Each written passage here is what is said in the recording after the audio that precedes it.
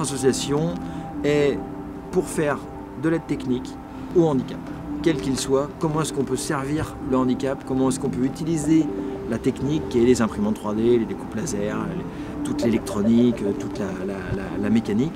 Comment est-ce qu'on peut servir de ces outils pour faire quelque chose qui serve aux autres.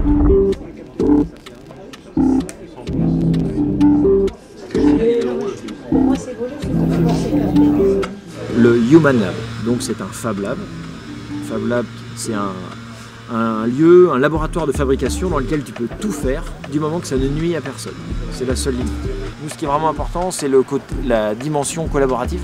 On est là vraiment pour réunir plein d'acteurs différents, que ce soit des étudiants, des retraités, des bénévoles et des salariés, pour résoudre une problématique concrète sur un projet. Et ce qui est super rigolo, c'est quand tu as quelqu'un qui est en situation de handicap qui va en voir un autre en disant « Vas-y, j'ai une idée pour ton projet ». Et là, du coup, c'est parti en fait. On sent que c'est un lieu social dans lequel les gens se croisent, fusionnent en fait leurs compétences pour pouvoir faire avancer un projet un peu plus collectif.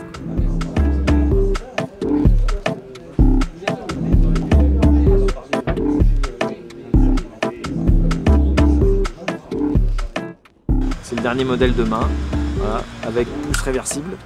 Là, vous avez 3 doigts qui sont commandés en même temps et l'index. Voilà. Tout ça, ça fonctionne grâce à une batterie d'appareil photo. Et c'est commandé par un capteur de muscle. Un capteur de muscle, c'est un dispositif extrêmement simple que vous venez poser sur un muscle. Voilà. Et lorsque vous contractez le bras, là on voit le mouvement du muscle, hein, même s'ils sont assez petits chez moi, et bien en bougeant votre muscle, vous détectez une activité électrique. Et du coup, ça fait comme si tu appuyais sur un bouton. Et donc du coup, ça fait que ta main, elle s'ouvre et elle se ferme. Voici le prototype de bras anti-gravité. Ces réalisations sont par exemple réalisées avec une imprimante 3D, hein, qui est un outil assez vieux finalement, mais qui a été remis au goût du jour grâce au réseau des Fab Labs récemment. C'est vraiment ce qui permet de passer des bits à l'atome.